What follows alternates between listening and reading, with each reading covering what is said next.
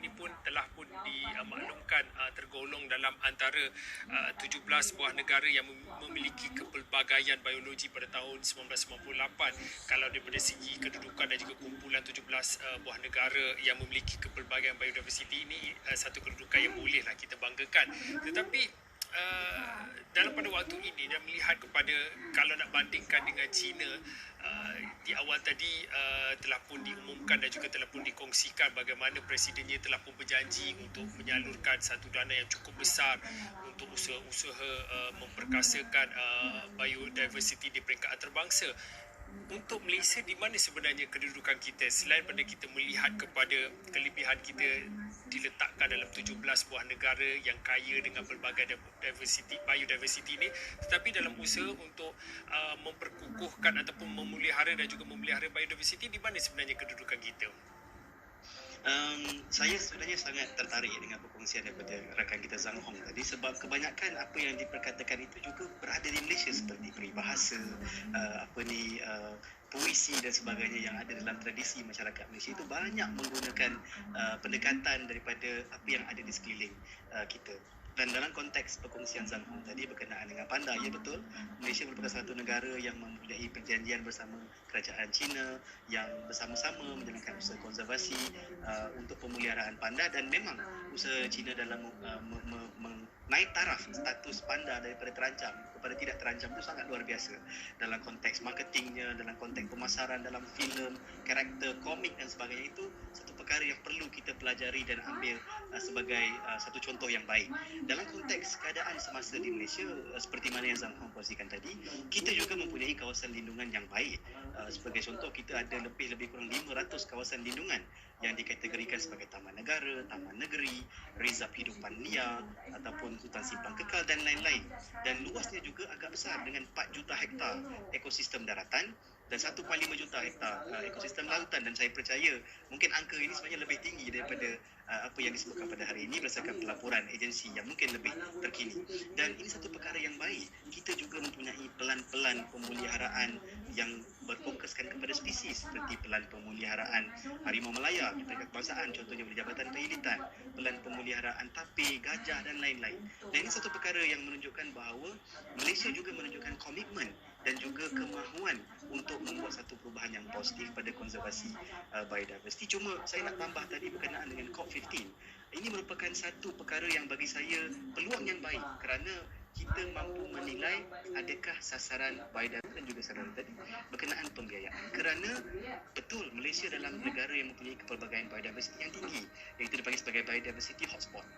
Tetapi kebanyakan negara biodiversity hotspot ini adalah negara-negara membangun yang mempunyai keperluan pembangunan infrastruktur, pembangunan sosioekonomi, yang mana pembiayaan bagi konservasi biodiversiti itu mendapat sedikit persaingan. Dan di situ, dan dilaporkan jurang pembiayaan ini adalah sebanyak $700 bilion Amerika yang diperlukan bagi usaha konservasi, pengurusan biodiversiti, penyelidikan biodiversiti, pembangunan kapasiti dalam biodiversiti dan lain-lain perkara.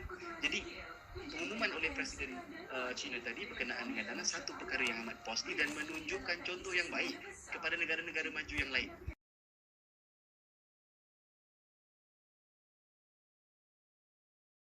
$1 bilion untuk memulakan satu tabung untuk membantu negara-negara lain memelihara kepelbagaian biologi, dan ini merupakan satu permulaan saja, dan China juga mengalu-alukan pelbagai negara lain menyumbang dana kepada tabung tersebut untuk bekerjasama menggalakkan usaha tersebut.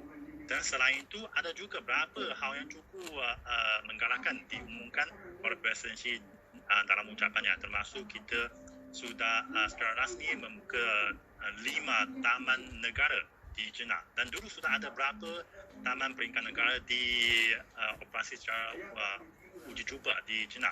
Ada 10, dan kali ini sudah memilih 5 dari 10 taman tersebut menjadi peringkat negara punya.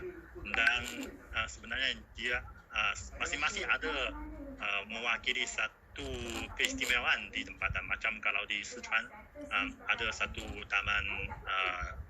taman negara, dia sebenarnya fokus kepada perlindungan macam panda di sana, kerana di sana kawasan itu merupakan kampung halaman bagi panda.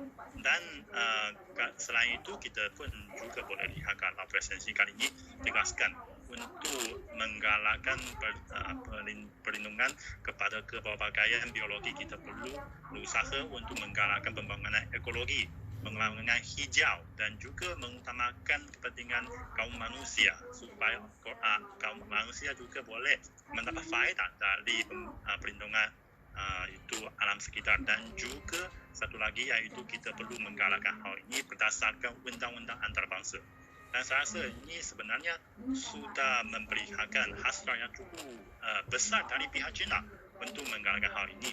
Dan ini mengapa sebenarnya saya rasa kerana dari pelbagai China selalu merupakan satu negara yang pertanian dan sejak sekian lama, dan oleh itu orang China mempunyai itu hubungan cukup rapat dengan pelbagai biologi di tanah ini. Dan kita boleh lihat dari macam puisi dari pelbagai China punya, sebenarnya ada banyak yang menggambarkan pelbagai tumbuhan atau haiwan di China punya. Dan ambil contoh, ada satu puisi yang cukup terkenal dari penyaja pada dinasti Tang, iaitu Abad ke-6, berbunyi iaitu 2 ekor oriol bersiul di atas pokok, sekawan bangau berterbang ke langit. Dan ini menggambarkan satu gambar yang begitu harmoni, begitu menenangkan kami. Dan barang atau pasar India boleh mencapai ribuan dolar Amerika. Dan oleh itu pada masa itu banyak tu antelop Tibet diburu secara haram, hingga setiap tahun terdapat kira-kira 20,000 ekor terbunuh. Tapi mungkin 5 ekor antelop Tibet itu hanya boleh kalau Kashmir dari mereka hanya boleh membuat satu sehelai selendang itu. Jadi ini sebenarnya harganya cukup besar saya rasa. Oleh itu ketika hingga tahun 1990-an, kalau antelop Tibet di China punya sebenarnya hanya tinggal 20,000 sahaja, dan dengan trend ini cepat akan dimusnahkan. Dan pada masa itu kita lihat kerajaan China segera mengambil tindakan, iaitu di arena antarabangsa pun mengeluarkan satu kertas putih dan menyeru supaya semua tindakan jual beli atau memilih itu macam selendang yang dibuat dengan Kashmir antelop Tibet menjadi haram. Dan kalau di dalam negara juga menjadikan kawasan Kekesiri, iaitu kampung antelop Tibet ini menjadi satu kawasan perlindungan alam sekitar. Dan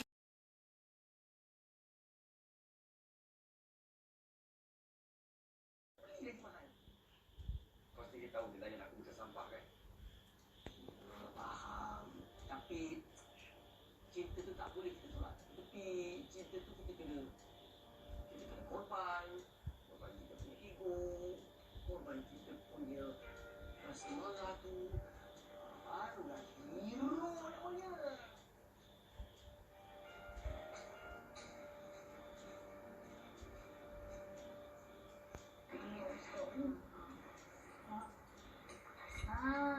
Sampai juga anak.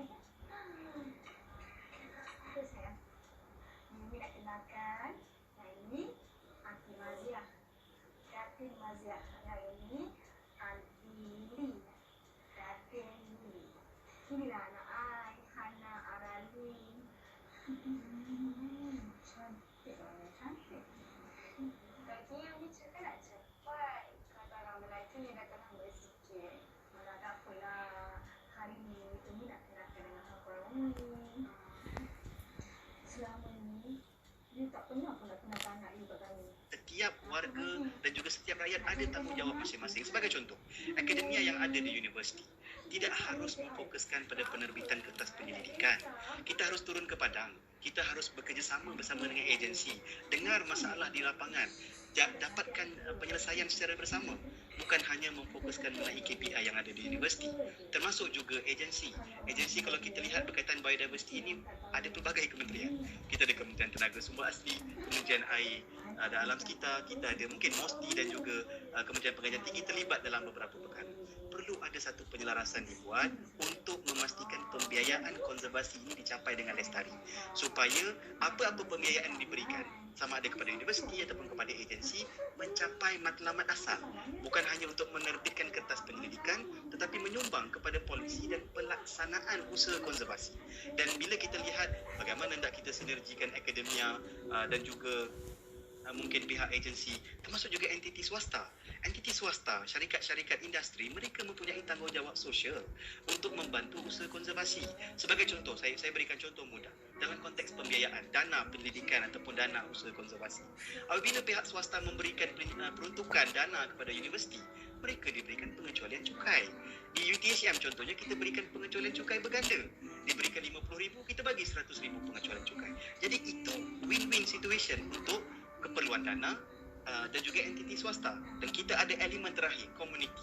Jika komuniti tidak ada sifat kepunyaan kepada sesuatu ekosistem yang berada di sekeliling mereka, maka usaha konservasi itu tidak lestari dan sebenarnya tidak berterusan.